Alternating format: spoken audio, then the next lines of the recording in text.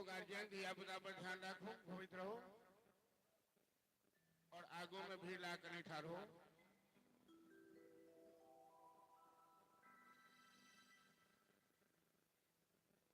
तो जानकी की एक सहेली गई थी फुलवाड़ी में घूमने, उन्होंने राम लक्ष्मण को देखा और पुनः गिरजा मंदिर में दौड़ी आई। जानकी जी से कहने लगी, अरे गिरजा मैया तो यही है, इनकी पूजा बाद में भी कर लेंगे, लेकिन कल से जिनकी पूरे जनकपुर में चर्चा चल रही है, ओ महात्मा जी के दोनों शिष्य, दोनों चेला आज फुलवाड़ी में आए हैं फूल तोड़ने के लिए, तो थोड़ा उनसे आमना सामना किया जाए, उनसे मुलाकात की जाए। तो सहेलियों के साथ जानकी गिरिजा पूजा के पश्चात फुलवाड़ी देखने के बहाने आई और राम लक्ष्मण वहां फूल तोड़ रहे थे। जानकी जी के पांव में नुपुर है, हाथ में कंगन है, राजकुमारी है। उनके कंगन और नुपुर की आवाज इतनी सुंदर है, निकल रही है कि राम जी जो फूल तोड़ रहे थे उन्हें आकर्षित कर लिया। और राम जी छोटे भाई लखनलाल से कहते हैं,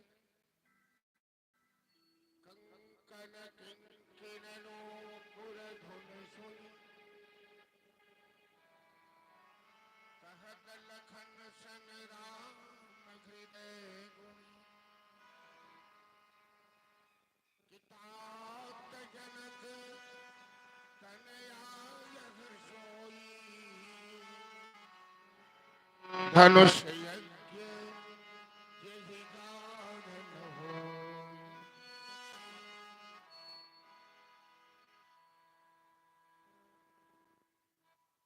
राम जी लक्ष्मण से कहते हैं कि लक्ष्मण, ये कंगन की आवाज, ये नूपुर की आवाज सुन रहे हो,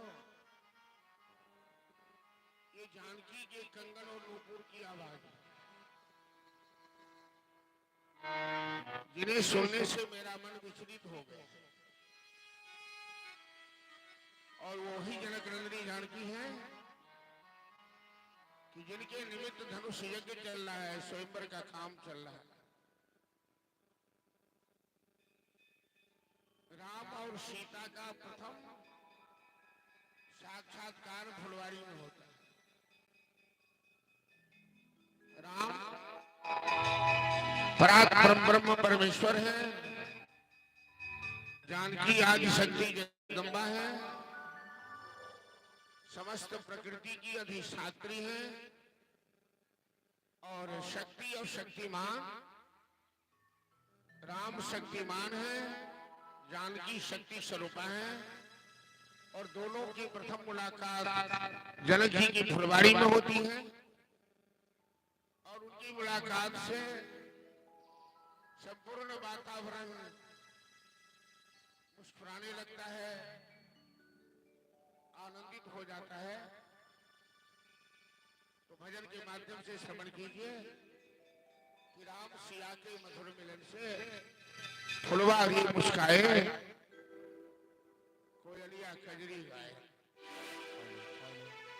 राम लाल जी आए हैं क्या? उनका घर में एक खास छत, तो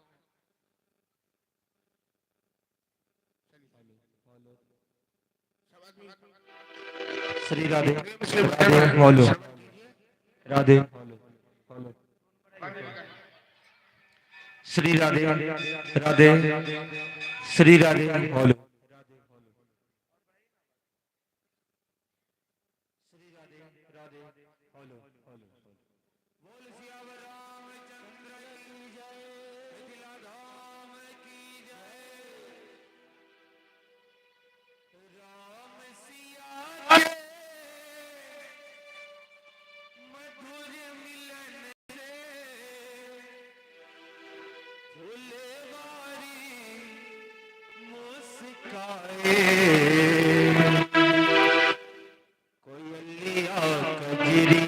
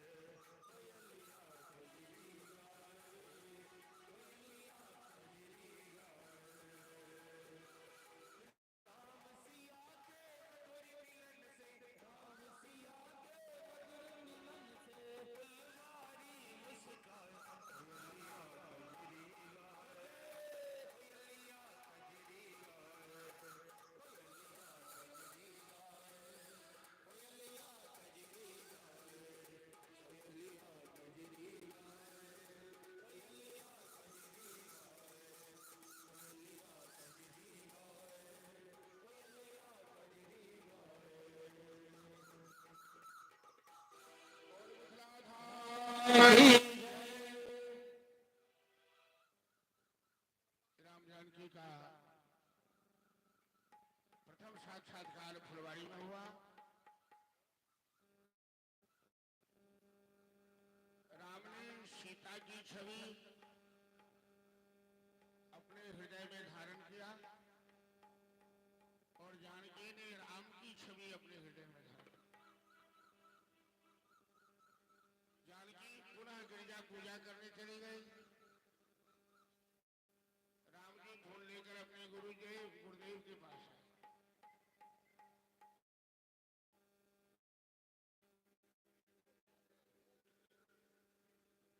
जानकी ने माता गिरिजा की पूजा की।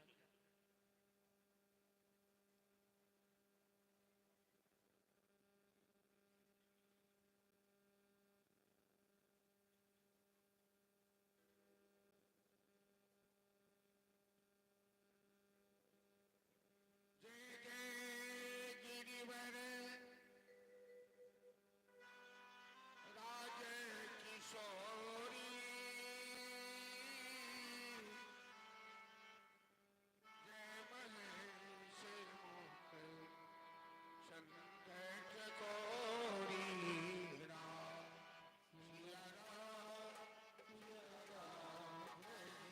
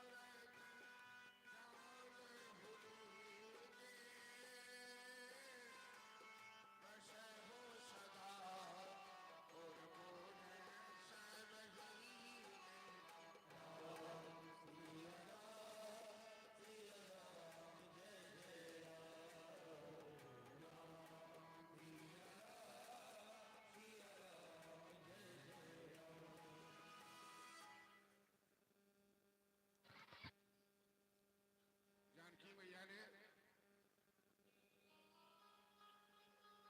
गिरिजा माता से की पूजा की, उनसे वरदान मांगा और माता गिरिजा की जो पत्थर की मूर्ति थी ये मुस्कुराने लगी। खसी माल मूर्ति मुस्कानी, विनय प्रेम बस भई भवा। और जानकी को वरदान दिया, मैं जाहि राजो मिलहु सोवर, सहज सुंदर श्याम।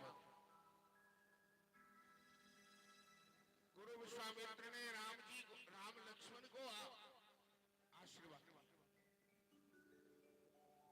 सुफल मनोरथ होहि तुम्हारे, राम लखन सुनि भय।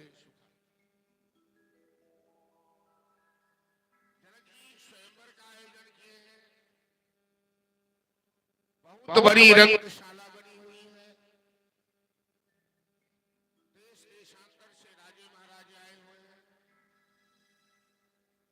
सबों के लिए रहने के लिए अलग अलग मंच की, बैठने के लिए व्यवस्था है। और सबसे सुंदर मंच विश्वामित्र के वास्ते बना है, जिस पर विश्वामित्र को राम लक्ष्मण के साथ मिथिला नरेश जनक जी ने आदर पूर्वक सम्मान पूर्वक बैठा। सब मंचन ते मंच ये, सुंदर सुखद विशाल, मुनि समेत रघुवंश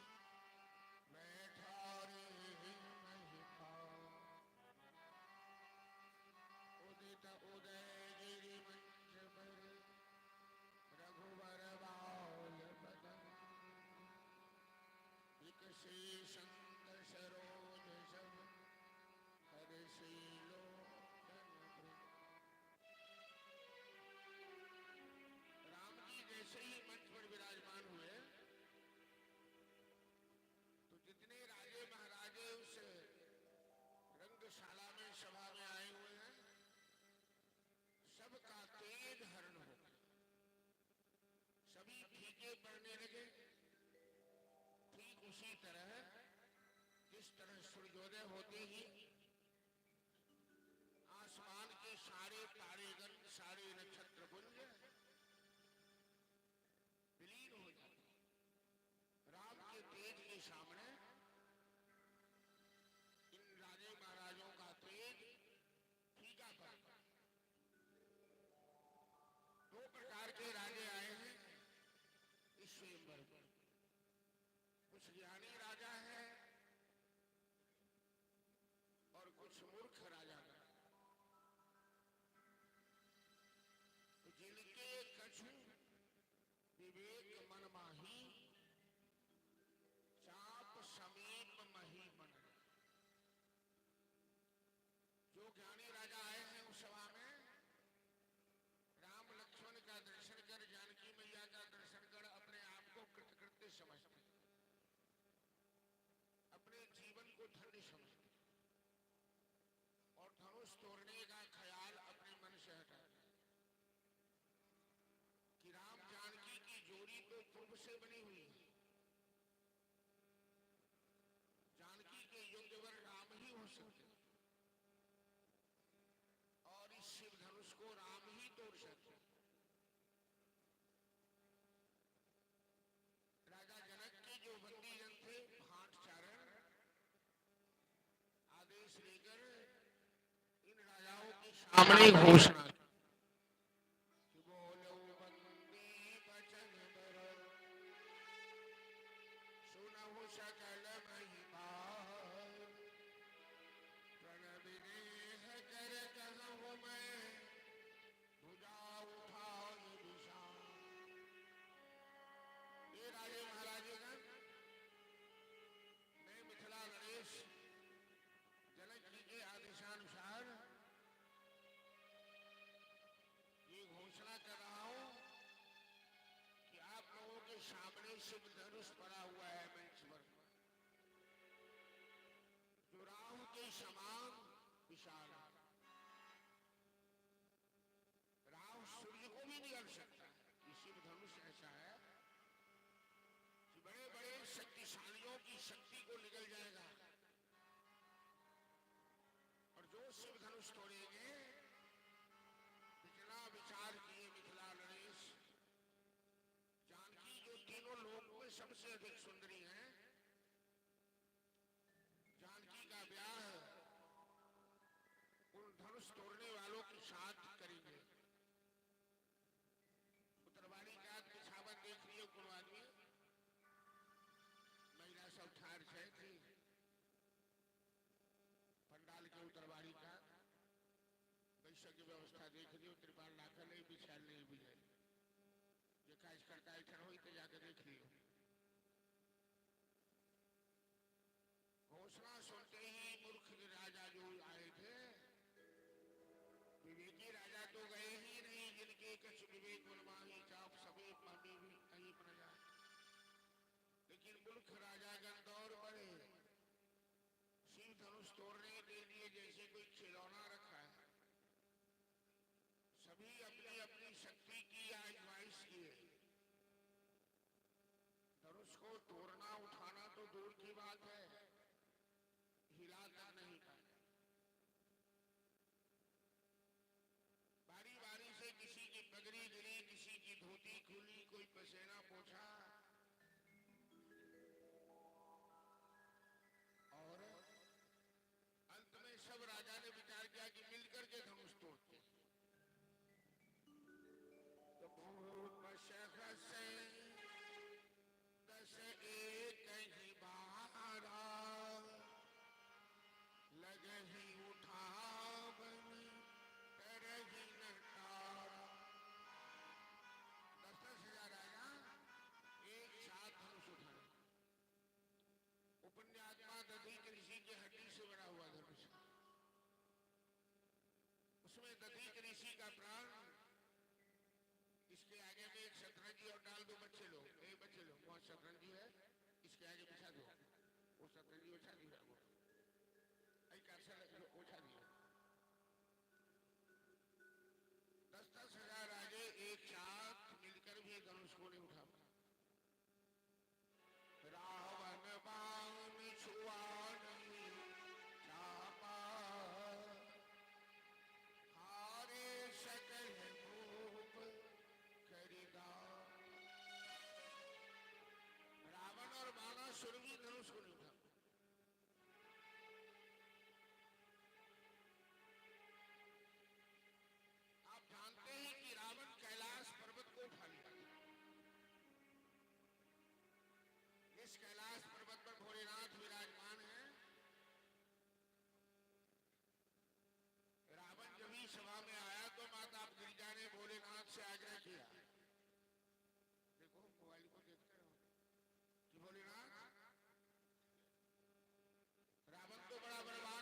को उठा लेगा।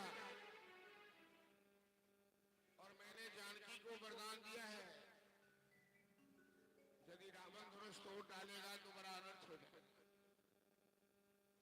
तो महादेव ने 3000 गणों को भेजा अंतरंग रूप से धनुष को दबा कर रखा। और रावण वाला सूर भी धनुष को नहीं उठा पाया। और मिथिला गणेश इतने बड़े ज्ञानी राजा हैं और रावण तीनों लोक में सबसे अधिक बलवान है। जब रावण धनुष नहीं तोड़ पाया तो अब ये धनुष तोड़ने वाला योद्धा धरती पर पैदा नहीं लिया। और धनुष नहीं टूटा तो जनक की प्रतिज्ञा के अनुसार जानकी कुमारी रह जाएगी। जानकी का ब्याह नहीं होगा और खानदान में बेटी का कुमारी रहना खानदान के लिए बड़ी बदनामी होती है। तो जनक जी, मिथिलावासी, जनकपुरवासी, महिला सब सभी विषाद करने लगी। सबकी आंख में आंसू आ गए और जानकी की आंख में भी आंसू आ गए कि अब क्या हो। सीता करथी बिलाप तन थर थर कांप, तन थर थर कांप, जौने तोरल निजाम जनक पुर, जौने तोरल निजाम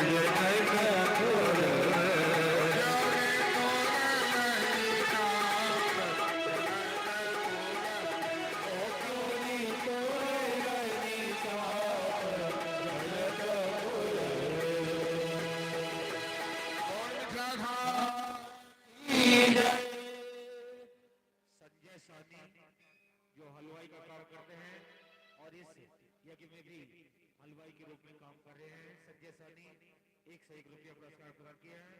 और Maharaja DJ and tent house Phulthua proprietor Sushil ji, Roshan Sani, इनकी तरफ से भी 101 रुपया जोरदार ताली बजा देंगे। दिलीप महतो इनकी तरफ से भी 51 रुपये, इनके नाम पर भी ताली बजा देंगे। धन्यवाद।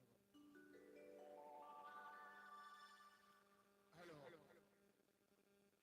और संजय सहनी कमरौली निवासी हैं, जो हम लोगों को भोजन भी अच्छा भोजन बना के इस स्थापना अवसर पर करवा रहे हैं। बड़ा अच्छा स्वभाव भी है और बड़ा अच्छा भोजन बनाते हैं और हलवाई का काम करते हैं। जिन्हें किसी प्रकार की आवश्यकता होगी किसी अवसर पर, विवाह में और किसी काम में, तो संजय जी से सेवा ले सकते हैं और बढ़िया सेवा देते हैं। एक आपके पंडाल में पुरवारी तरफ एक बैनर लगा हुआ है, भवानी म्यूजिक ग्रुप, जिसके संचालक है राहुल जी, जो भजन सुनाते हैं। और इस कथा के अलावा जैसे सुगम संगीत का कार्यक्रम होता है विवाह के अवसर पर, किसी खुशी के अवसर पर, या अष्टयाम होता है या इस तरह का, तो इनकी टीम बहुत अच्छी है हमारे गांव में और कई जगह अच्छा प्रोग्राम किए हैं, खूब अच्छा प्रोग्राम होता है। तो बैनर पर में टेलीफोन नंबर भी है जो कुआरी ड्रम लगा हुआ है, और मंच पर आप लोगों को भजन सुनाई नहीं, इनकी टीम अच्छी है।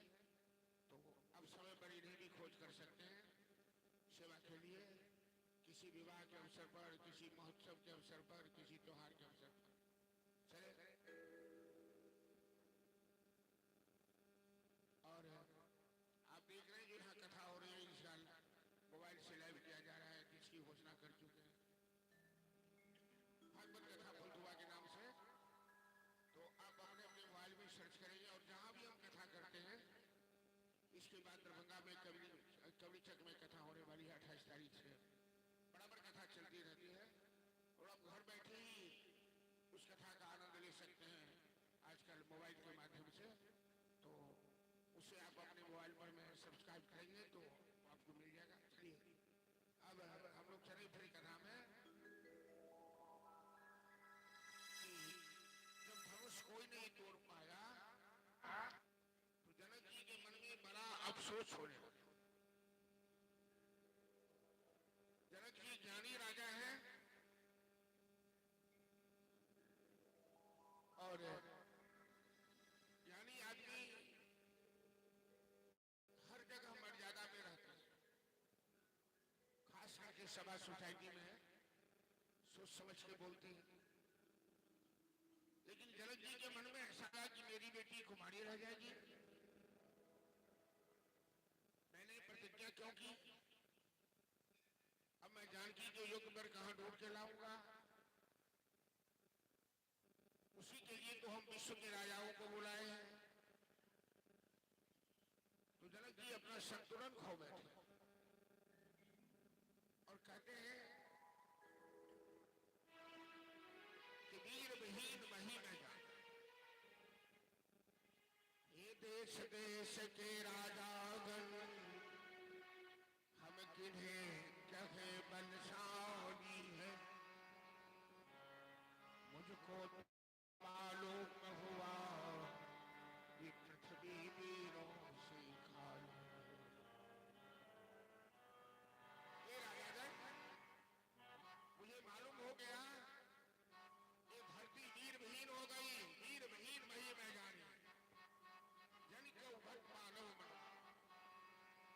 आप पूरा वक्त मानिए, और मैंने आप लोगों को बुलाकर बड़ा गलती किया, आप चले जाइए, सभा को खाली कर दीजिए सभी। ये वसुंधरा वीर विहीन हो गई। गुरु विश्वामित्र के बगल में राम जी के छोटे भाई लखनलाल, जो शेषावतार हैं, शेष भगवान सारे ब्रह्मांड को अपने मस्तक पर उठा रखे हैं। उत्तम तमा के उठे और जनक जी के सिंहासन सामने खड़े हो गया। अगर खबरदार मिथिला नरेश, जिस सभा में सूर्य वंश का एक भी लाल बैठा है, आप पृथ्वी को वीर विहीन कैसे कह सकते हैं? कि जो तुम्हारे अनुशासन पावो, कंधुक इब ब्रह्मांड उठाओ।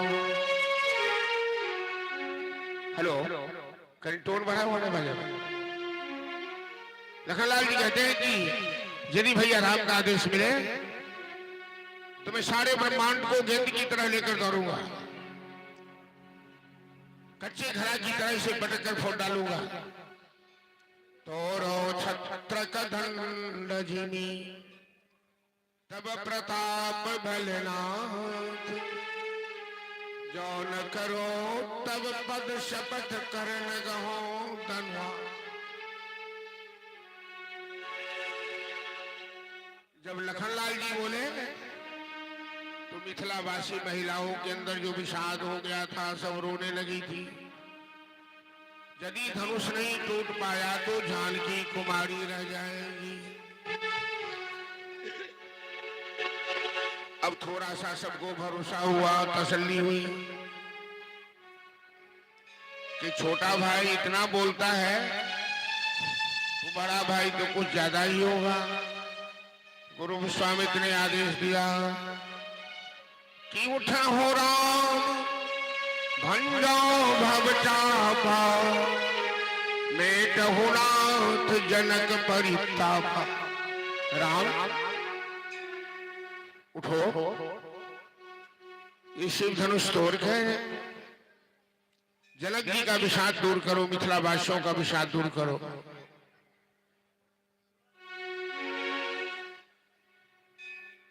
गुरु का आदेश मानकर राम जी खड़े हुए, धनुष की परिक्रमा की है और जानकी जी से इशारे ही इशारे में उनसे सहयोग मांग ले। जानकी जी धरती की पुत्री है, पृथ्वी से उत्पत्ति हुई है जानकी। जानकी धरती माता से प्रार्थना करने लगी कि हे मां, इनसे अच्छा दामाद नहीं मिलेंगे, आप कुछ नीचे से जोर लगा दीजिए, सहयोग कर दीजिए। और राम जी धनुष की परिक्रमा करने के बाद धनुष को प्रणाम किया। जैसे कोई शिकार, कोई सिंह अपने शिकार पर एक बार आक्रमण करता है, राम जी पीछे हटकर उसको उठाए, बाएं हाथ से उठा लिए, प्रत्यंचा को थाने और दो टुकड़े कर दोनों तरफ डाल दिए। लेट उठावत चापा, लखा नका होते की सब ठाड़ा, तैछन मध्य राम धन तोड़ा, भयउ भुवन धुल घोर कठोरा। बोल श्यामल रामचंद्र की जय। जब धनुष टूटने की भयंकर आवाज हुई, धरती कांपने लगी, राजे महाराजे सिंहासन से लुढ़क गए।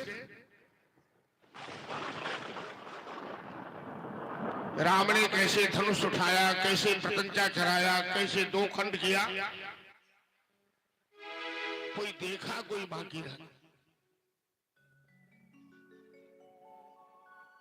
धनुष तो टूट गया, महिलाओं में आनंद का वातावरण छा गया, मंगल गान शुरू हो गया। लेकिन ये राजे महाराजे जो आए हुए हैं सभी गाल बजाने लगे कि धनुष तोड़ने से क्या होगा,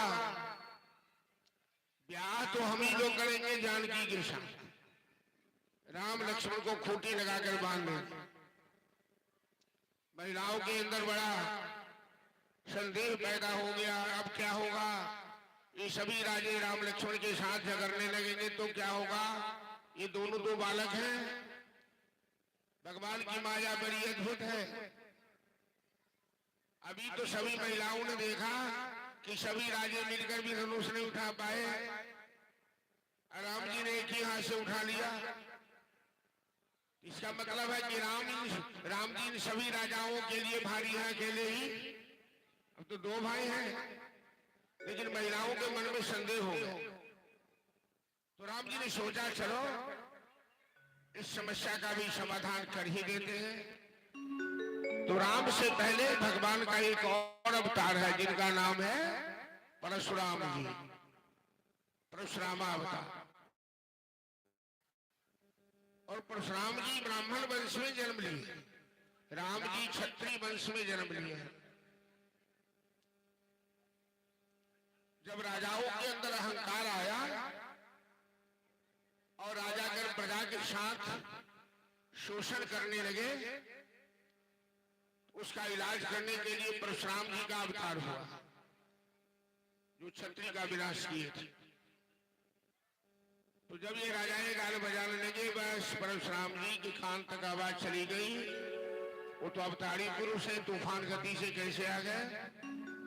कितने ही सोने से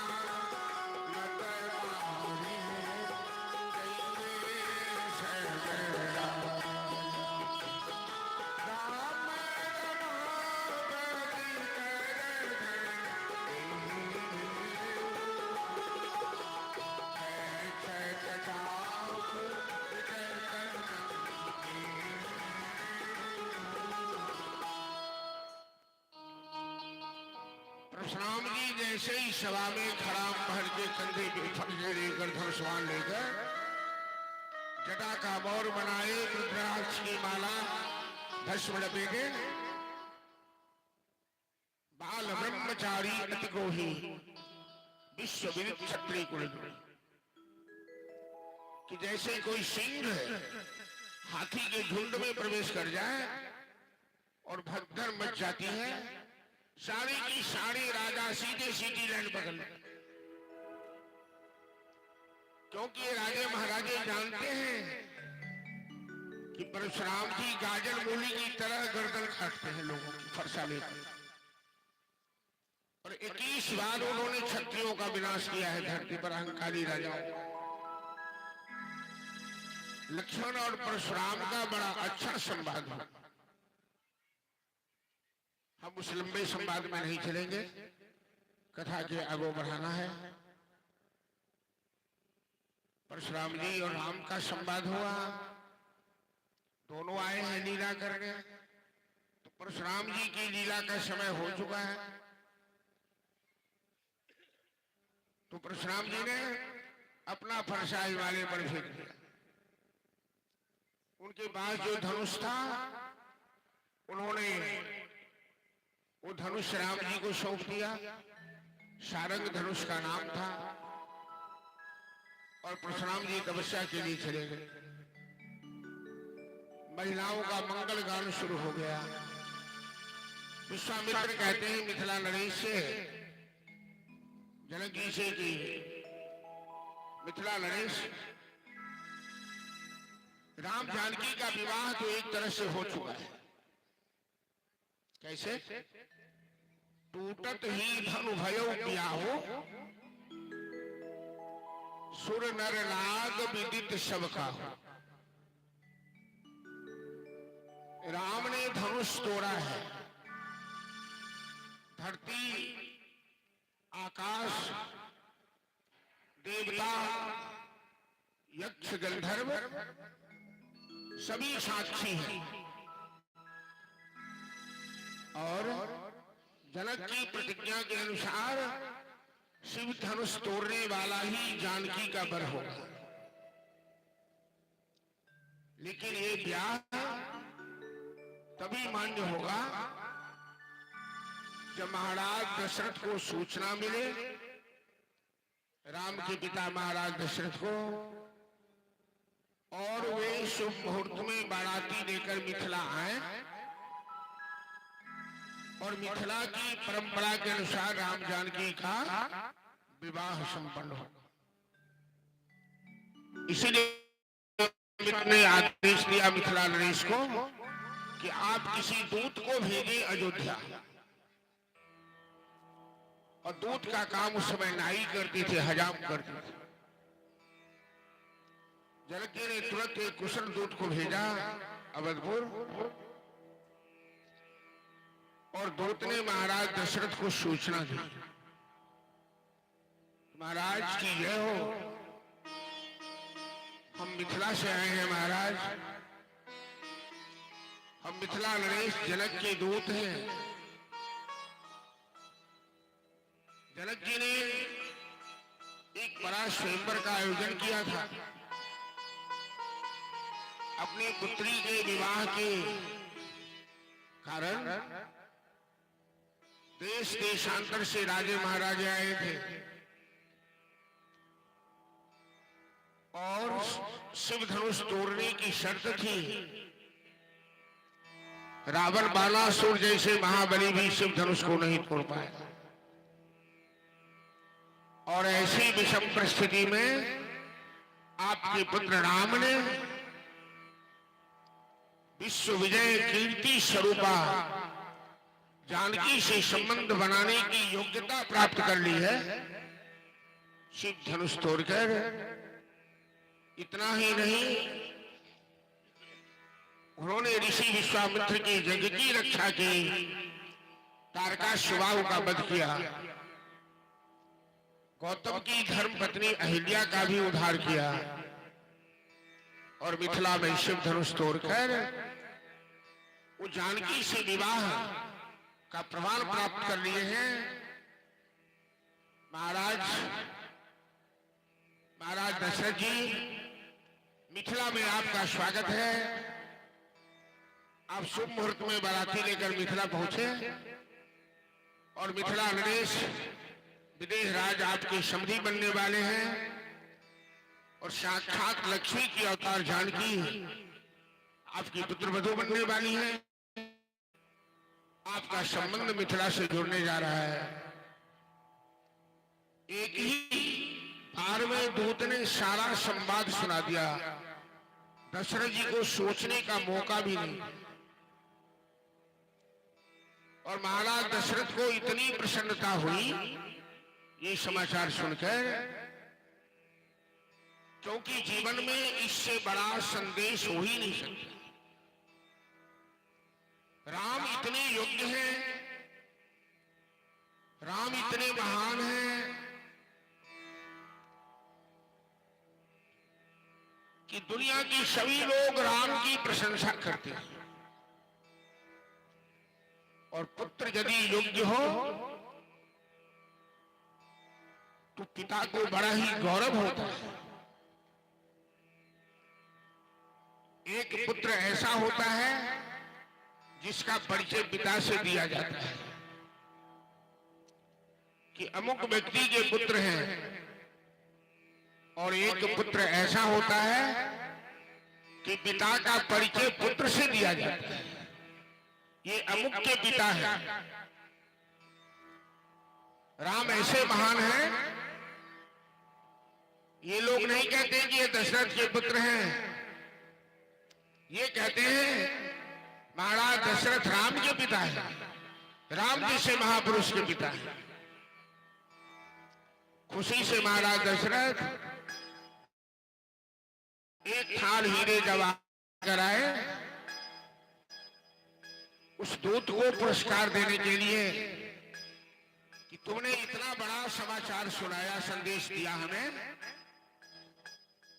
जिसकी तुलना में थोड़ा सा छोटा सा भेंट स्वीकार करो। लेकिन मिथिला के दूत तो बड़े ही चालाक हैं, बड़े ही कुशल हैं,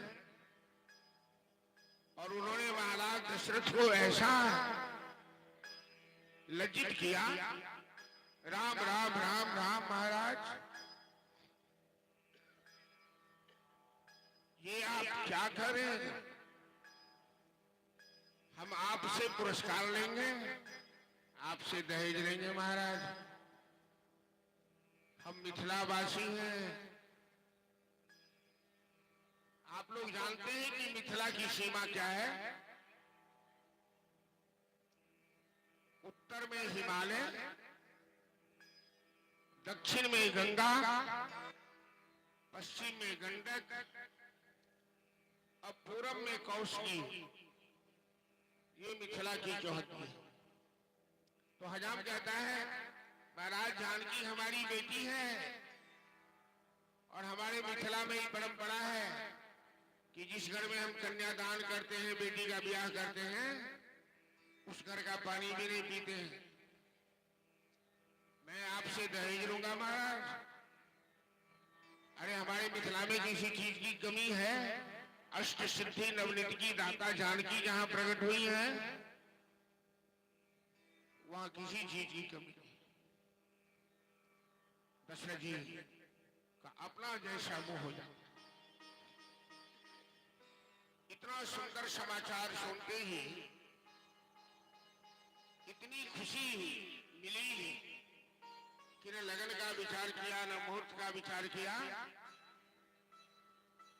और बिना लगन मुहूर्त के ही बाराती के लिए किया। भादो मास में विवाह नहीं होता है किसी जनकपुर, दीपावली से पहले। रामजान की विदाई करी गई, संत पंचमी के दिन है। एक बाराती जनकपुर पहुंच चुकी है, दूसरी छोर बाराती अयोध्या से प्रस्थान कर रही है। वाहन है, कितने हाथी घोड़े ऊंट नजारा है कि जिस पत्थर पर हाथी घोड़े के टाप पड़ते हैं वो पत्थर धूल बन के उड़ जाता है। जनकपुर की सजावट इतनी सुंदर है, इस बाराती में इंद्र वरुण कुबेर दिग्पाल ब्रह्मादि समस्त देवता आए हुए हैं, क्योंकि जगत करतार परमपिता परमेश्वर राम का विवाह होने वाला है। आदि शक्ति धरती पुत्री जानकी का विवाह होने वाला है। और जनकपुर जनक जी का क्षेत्र है, अष्ट सिद्धि नवनिधि की दाता है। जानकी बैठी हुई, यहाँ किसी चीज का किसी दृष्टिकोण से अभाव नहीं। देवता की बुद्धि भी चकरा गई, वो डोम के घर में चला गया। देवराज इंद्र जो डोम के घर में प्रवेश गया, महाराज अरे आती है, मिथिला के डोम है, रहने का दरबार में है। जनकपुर लोग भागवत कथा चल रही है और भागवत कथा के माध्यम से हम लोग राम विवाह प्रसंग में प्रवेश करने जा रहे हैं। तो हमारी मिथिला निहाल है, हम सब सकल सुकृति के वासी, भय जग जन्म। और मिथिला के नाते राम जी हमारे मेहमान लगते हैं। जानकी आदि शक्ति जगदम्बा हमर सबके के लगे छे, बहिन लगे छे। ये परम सौभाग्य के बात है। लेकिन बात में कथा के लीक से हटकर और आप लोगों के बीच में कुछ कहना चाह रहा हूं। खास करके जो यहाँ पुरुष वर्ग में जो गार्जियन लोग बैठे हैं और महिला में भी जो कि भागवत कथा मनोरंजन का साधन है, मनोरंजन का साधन है। इसे कभी भी मनोरंजन की दृष्टि से लीजिएगा तो इसकी मर्यादा टूट जाएगी। आप जरा ज्ञान की दृष्टि से सोचिए, इतना बड़ा ब्रह्मांडीय चलाचल जो चल रहा है, जो उस तंत्र से संचालित है, उसमें थोड़ी सी भी इधर उधर होगी तो सारा का सारा तंत्र बिगड़ जाएगा। ये बिजलियां लाइट जल रही है ना, कहीं थोड़ा सा स्पार्क करता है, शॉर्ट ज्ञान मिले, भक्ति मिले, भजन के माध्यम से थोड़ा आनंद भी मिले। मैं समय पर रुलाना भी जानता हूं, लेकिन दारू पीकर नचाने का काम मेरा नहीं है। मैं नौजवानों से कहना चाह रहा हूं, यदि आप नशा पी करके मस्ती दिखाते हैं कि अच्छा है कथा, यही, लेकिन यहाँ कोई वॉलंटियर है क्या? यहाँ कोई सिपाही है क्या? नियंत्रण करने वाले बजरंगबली बैठे हैं, यहाँ भगवान बैठे हैं। भागवत कथा का स्वरूप ऐसा होता है कि वहां नियंत्रण की जरूरत पड़ती नहीं। अतः आज मुझे थोड़ा सा कष्ट का अनुभव हुआ, जबकि मैं सभी जगह फुतुआ की बड़ी प्रशंसा कर चुका हूं, क्योंकि जो यहाँ का रूप मैंने देखा, अभी तक देख रहा हूं, मुझे और कहीं देखने को नहीं मिला। आज दो नौजवान आए थे, हम कथा शुरू करने वाले थे, हमारे कलाकार लोग भजन शुरू कर रहे थे। वो कहते हैं कि एक कैसेट लगाइए, हम एक भजन सुनेंगे। हमारी अपनी मर्यादा है कि जब हम सब मंचासीन होते हैं तो फिर अपने हिसाब से चलते हैं, और जहाँ करते हैं वहाँ के लोग सहयोग करते हैं। लेकिन वो दोनों नौजवान यहाँ आके खड़े हो गए, हमारे पंडित जी से मुंह लगाने लगे। पंडित जी ने कहा, अब कैसेट यहाँ नहीं बजेगा, यहाँ भजन शुरू हो रहा है। तो क्यों नहीं बजेगा, हम भगवान का भजन बजाएंगे। वो नशा पिए बुद्ध थे दोनों, कौन थे हमें मालूम नहीं, नाम नहीं जानता। तब कमेटी के सदस्य जाके मैंने कि हम एक भजन सुनाइए, उनको इतना मजबूर किया डिस्कशन करके कि वो भी गाने आए। तो मैंने उन्हें मना किया कि अब कैसेट यहाँ नहीं बज सकता है, कैसेट बजेगा तो कथा बंद हो जाएगी। तो कमेटी के सदस्य चुप हो गए, वो नौजवान भी चले गए। नौजवान की बुद्धि है, अभी उतना ज्ञान नहीं है, मैं जानता हूं, लेकिन मुझे इस बात से कष्ट हुआ कि आज छठा दिवस है, 5 दिन से जो मैंने कथा सुनाई, लोगों को कुछ संदेश दिखा, कोई असर नहीं पड़ रहा है। नहीं तो उनको इस तरह से व्यवहार नहीं करना चाहिए, ऐसी मांग नहीं करनी चाहिए। मैं ये बात, क्योंकि पड़ोसी गांव का मैं रहने वाला हूं, और विजय जी और यहाँ के खखरू जी सब 3-4-5 आदमी हमारे यहाँ गए थे। ये लोग चिंता व्यक्त कर रहे थे कि हम लोगों को अनुभव नहीं है और चाहते हैं कि अच्छी तरह से स्थापना हो बजरंगबली की और अच्छा सत्संग हो।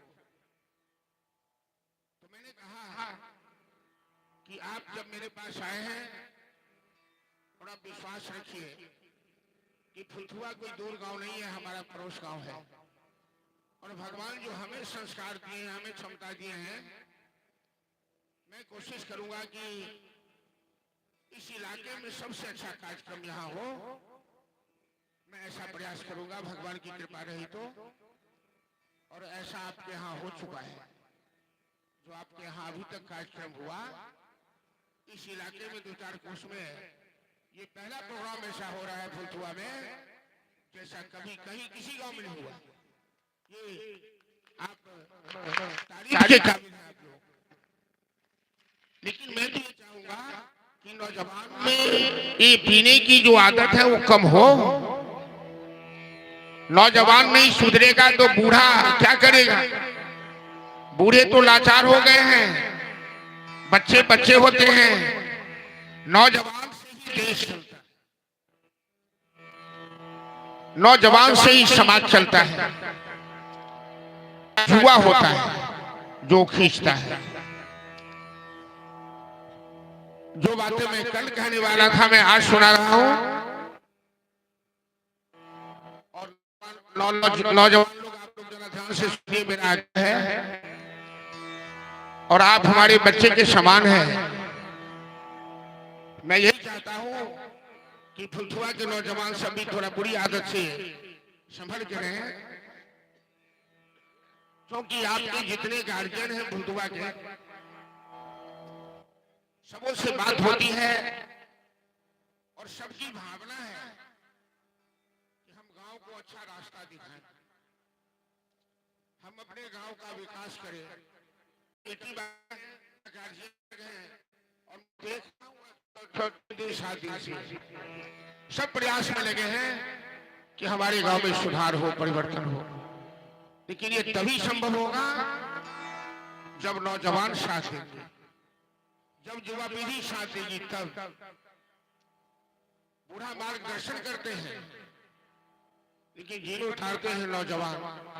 नौजवान ही देश की धरोहर होती है, नौजवान ही के कंधे पर देश का भार होता है। राम जी की कथा कोई कहानी नहीं है। राम और राम की कथा सुनी के जीवन में मैं एक बात बताकर फिर कहता हूं विवाह प्रकरण में। रामचरित किष्किंधा कांड, उसके बाद आता है सुंदरकांड, और सुंदरकांड के बाद आता है लंका कांड। हनुमान जी की स्थापना का कल ही स्थापना हुई है, हनुमान जी विराजमान है। और सुंदरकांड में हनुमान जी से ही सुंदर बना। तो एक कांड का नाम सुंदरकांड है, दूसरे कांड का नाम है लंका कांड। क्यों? क्योंकि सुंदरकांड में हनुमान जी का चरित्र है। जब लंका जाने से पहले महेंद्रगिरी पर्वत पर सभी बंदर इकट्ठे थे, गिद्धराज संपातु ने कहा कि जानकी शोक वाटिका लंका में है, जो 100 जन सागर पार करेगा वही जन इतना दूर मैं जा सकता हूं, इतना दूर मैं जा सकता हूं। अंत में बाली पुत्र अंगद ने कहा कि मैं लंका जा सकता हूं तो लौटने में संदेह है। उस बात से सबसे बूढ़े बुजुर्ग का नाम संबंध साक्षात के अवतार, ये चौपाई हनुमान जी तो के अवतार में बता चुके। हनुमान जी रुद्र रूप में आ गए, इतने जो आ गए, मैं लंका को सब तो उसका काम कौन जो संभाले होते हैं। हनुमान जी बूढ़े बुजुर्ग हैं। जामवंत जी कहने लगे हनुमान जी इतना नहीं, थोड़ा होश में काम आप ही करते तो राम का अवतार क्यों हुआ? फिर राम को दुनिया में कौन जानेगा? तो जहां हनुमान जी को लगा कि मैंने गलत बोल दिया, हमें इतना जोश में नहीं आना चाहिए, होश नहीं खोना चाहिए, तो जामवंत जी एकदम हनुमान जी एकदम संकुचित हो गए। कहने लगे जामवंत जी क्षमा कीजिएगा, आप जो कहिएगा मैं वही करूंगा, हमसे गलती हो।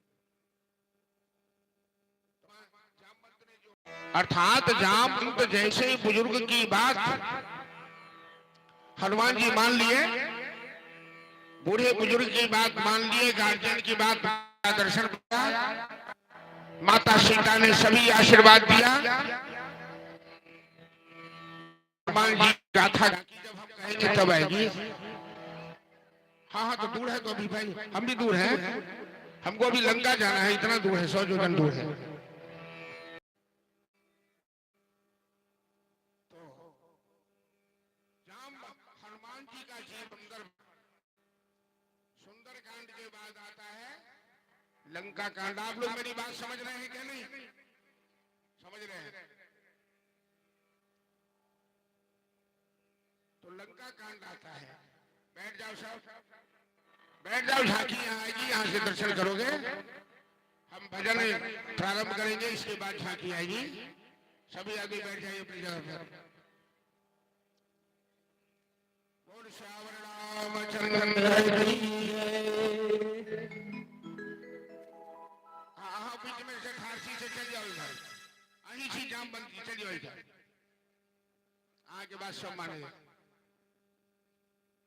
सुंदर कांड के बाद कौन कांड आता है मानस में? दर्शन कीजिए, भजन श्रवण कीजिए, कथा श्रवण कीजिए, उसमें ज्यादा आनंद है। श्री राधे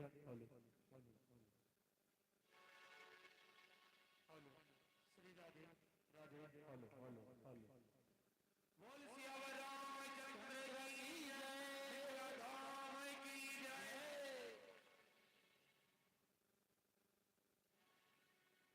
हो आजो मिथिला नगरी या निहाल सखिया। आज मिथिला नगरिया निहाल भ गेलै और अहाँ के गांव आई फुलथुआ सो निहाल भ गेलै। लेकिन तीनों लोग के स्वामी रामचंद्र भगवान दुल्हा रूप में आई साक्षात तो आई रहे थे मिथिला धाम में। और फुलथुआ गांव में ऐसे हो राम लक्ष्मण और जानकी मैया साक्षात आए रहे थे। आओ सब हुनकर दर्शन करी, शांतिपूर्वक अपन अपन स्थान प्रवेश करो और ताली बजाकर भजन के आनंद उठाओ। चारों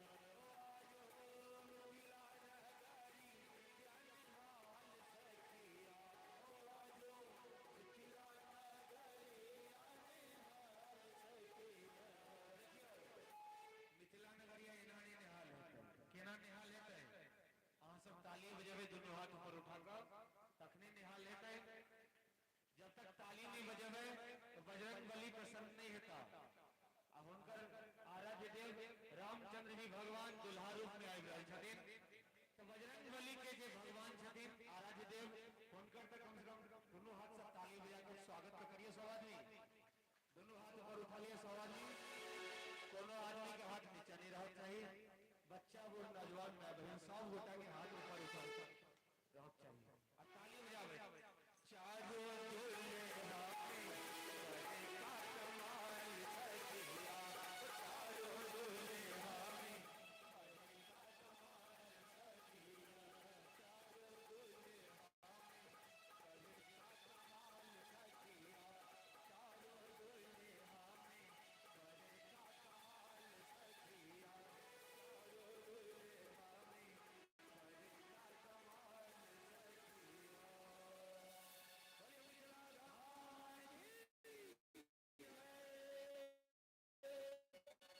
दिलीप यादव जिला जिला परिषद 501 रुपया पुरस्कार प्रदान किए हैं जोरदार ताली बजा देंगे और केत कुमार लक्ष्मी टोला 25 रुपया पीयूष कुमार लक्ष्मी टोला 51 रुपया भगलू शर्मा लक्ष्मी टोला 101 रुपया अक्षु कुमार 101 रुपया सुंदेश्वर यादव वार्ड सदस्य 13 101 रुपया सीताराम यादव रैयाम 50 रुपया प्रिंस कुमार फुलथुआ 50 रुपया और अजब लाल यादव निष्ठा 50 रुपया पुरस्कार प्रदान किए हैं जोरदार ताली और एक भक्त हैं जिन्होंने 10 किलो अबीर प्रदान किया है प्रभात कुमार यादव जी अबीर प्रदान किया है आज दुल्हा सरकार को जोरदार ताली बजा देंगे इनके नाम पर भी बहुत बहुत धन्यवाद अबीर अवश्य लगाइएगा तभी उनको खुशी होगी अभी नहीं जब समय है अरे दिलीप जी कौन है भाई पार्षद से अभी तक हम पहचाने नहीं कौन है अच्छे मंच पर बुला लेंगे कल अभी तक मैं आपको पहचाना नहीं हूँ भाई नाम तो सुन रहा हूँ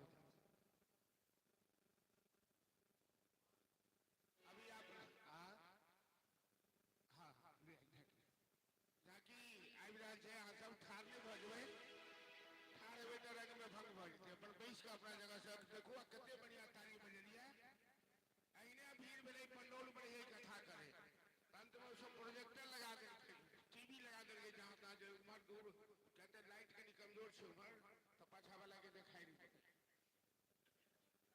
लेकिन चलू अखन यही व्यवस्था में हम सब ठीक ठाक से आई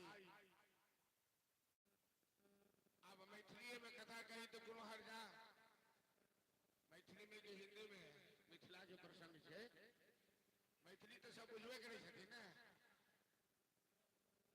तो आई हमारे मिथिला और भागवत कथा के रूप में आई हमारे फुलथुआ निहालय ये बजरंग बली की स्थापना कुशलता पूर्वक भेल और भागवत कथा कुशलता पूर्वक चल रहा है और भागवत कथा के माध्यम से आई राम जानकी के विवाह प्रसंग में हमारा लोग अच्छी सुंदर झांकी बनल है और संपूर्ण फुलथुआवासी बच्चा बूढ़ नौजवान हमारा ने आजादी की गाँव में क्यों बाकी रहना सब आज जिला है पंडाल में और दुल्हा दुल्हन के स्वागत ने सब एकदम तैयार थे और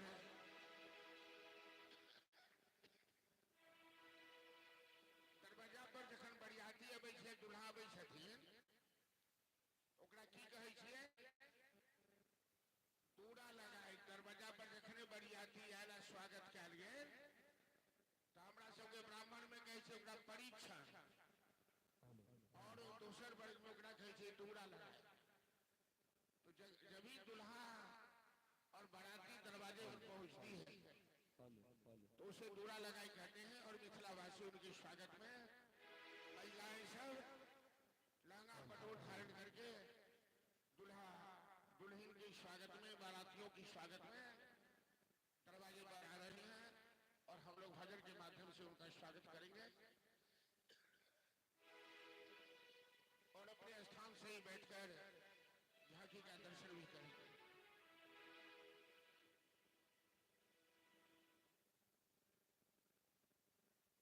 हेलो, राम जी कौन है?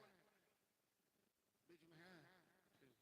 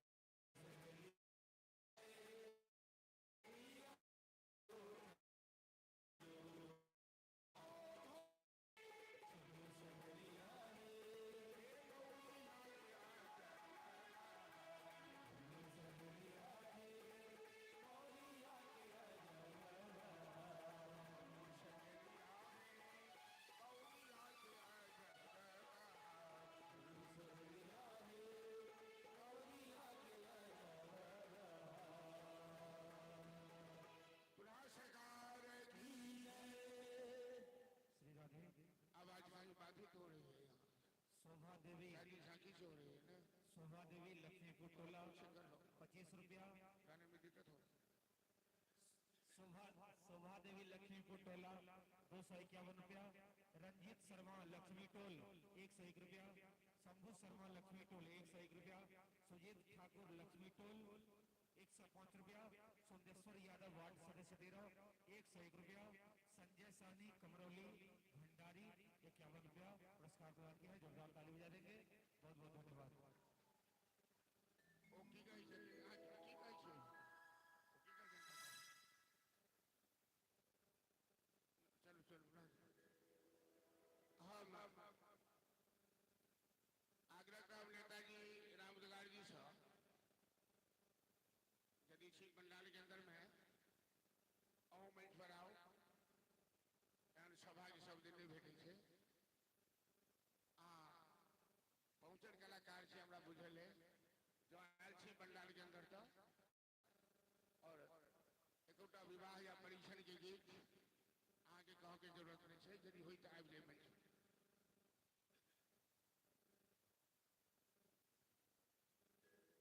बुला सरकार कि सखी सहेली सब परीक्षण कर रहा छथिन दूरा लगाई में परीक्षण होई छे परीक्षण मतलब परीक्षा बियाह जते आसान बुझे छे नौजवान सब ओते आसान नहीं छे नौजवान के इच्छा रही है जल्दी जल्दी चकमंगनी पर बियाह हो जाए लेकिन कन्या के पाला में कन्या के समारोह में राम जी यह शिक्षा देलखिन सीता के हरण करा कि कन्या के संवरना ही बड़ा कठिन बात है रावण ने चोरा के लौ गलन सीता के ये बात है सामर्थ हुआ तो बियाह